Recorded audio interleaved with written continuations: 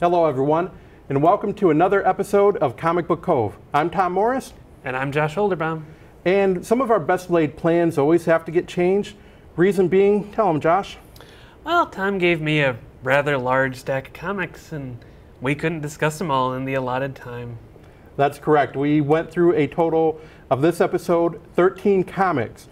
So what we're going to do is we're going to split them up between our episode on Friday at 9 p.m. and at Saturday at 8 p.m. So in part one of this episode, we're going to review the following comics. Titans #1, Green Arrow Rebirth #1, Green Arrow 1, 2, and 3, and then we're going to finish up with Detective Comics number 936 and 937. So we're splitting it up. There's a lot of great discussion to be had today and tomorrow. So we're going to bring you into our first episode, our first part of it, and enjoy. Titans #1, The Return of Wally West Part 1, Run for Your Life. Lilith Clay is scanning Wally West's memories for clues on who stole time and memories from everyone. Linda Park is investigating leads on who the person that appeared out of nowhere could be, as seen in Rebirth #1. Donna Troy and Arsenal look for a person named Mammoth who might have a connection to this. And Lilith's probing has awakened an old foe of Wally West and the Titans, Abracadabra. Josh, the Titans aren't quite the Justice League, but they're not the Teen Titans. They're right in the middle. And as such, we get to see a lot of the, if you want to call them the second generation characters. Mm-hmm. Yeah, it's sort of a step up from them, but they are now taking on a really high-tier villain like Abracadabra, who's a straight Flash villain.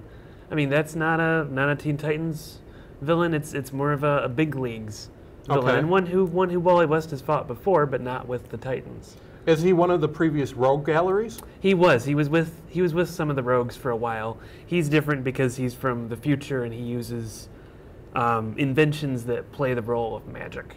Okay. Yeah. Okay. Now, one thing I thought it was interesting as why Lilith was probing, Wally's thoughts were on, of course, when they said, "Who is Linda Park?"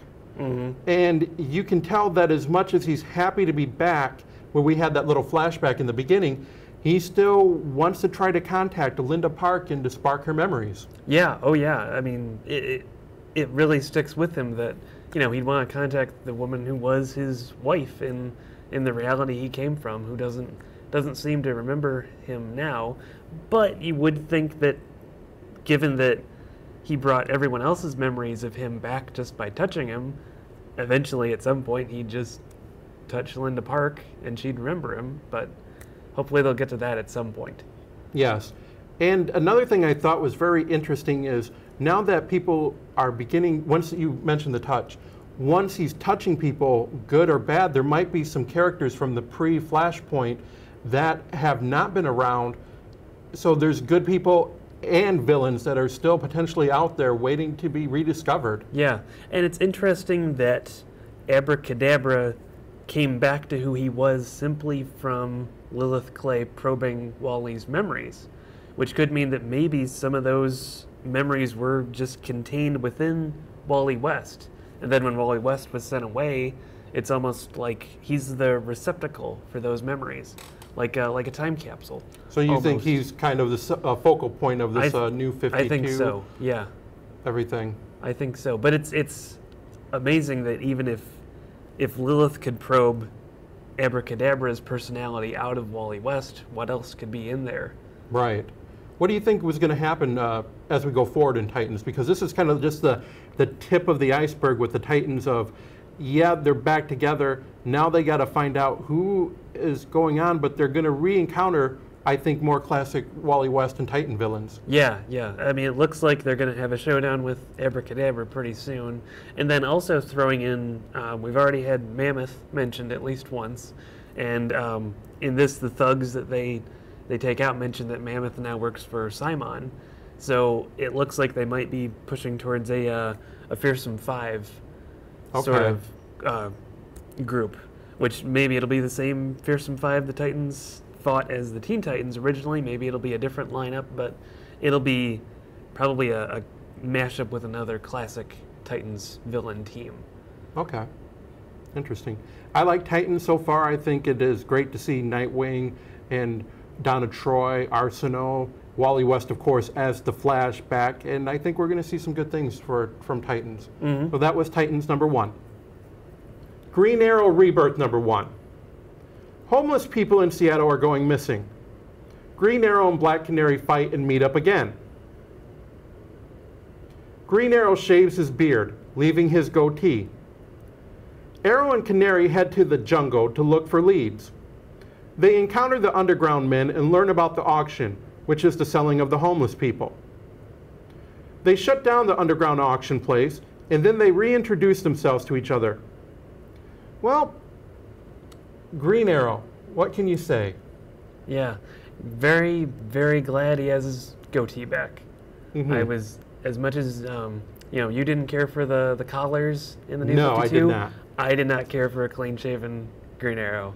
Oliver Queen needs to have that. Without that, I found he looked way too much like Connor Hawke, his son. And that's who I thought it was at first. I was amazed, like, oh wow, New 52 Green Arrow was Connor Hawke, but no, it's just a clean-shaven Oliver Queen, which doesn't quite do it for me. One of the plot points that they had in the DC Universe Rebirth was Black Canary and Green Arrow knew that there was something missing in their lives. They couldn't quite figure what it was until they met each other again, until they, like they said, reintroduced each other, because at the very end she says, finally. It was almost like pieces of their puzzle were put together. Yeah, and it's kind of interesting that they sort of figured that out just on their own without Wally West needing to come around and unlock memories for him by touching him. It's like they knew, right? Which is an interesting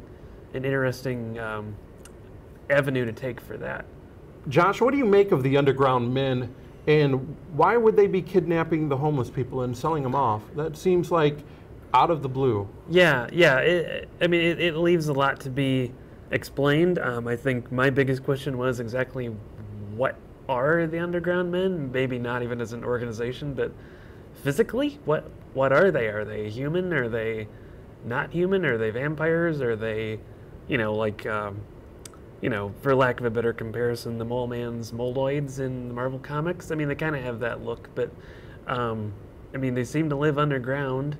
They kind of reminded me of like the old silent movie monster Nosferatu, like Graf Orlok and that. They had kind of that look. I'd be interesting to see what their goals are and what their role in this is. I don't want to say they didn't do it for me as villains, but I mean they are looked like just the low-level thugs that got dispatched pretty quickly. Pretty quickly and in abundance, and I think they answered to a higher authority. Yeah. One question I have for you, what is the fundamental difference between an Oliver Queen and a Bruce Wayne? And I'm not talking about their alter ego personas of Green Arrow and Batman. I'm talking the fundamental difference between the characters, because they're both rich and they both are very invested into their city. Yeah, and it's interesting in this because Ollie mentions a lot of the buildings and stuff that are named after him and his family that have the Queen name in them, but he also seems to be focused very much on the lowest levels of society, the homeless, the very poor. He gives money to the homeless. He mentions all the philanthropic work he does. I mean, whereas I think Bruce Wayne focuses, at least as Batman and as Bruce, on the well-being of the entire city. It seems like Ollie is more focused on that one, the at-risk aspect of Seattle.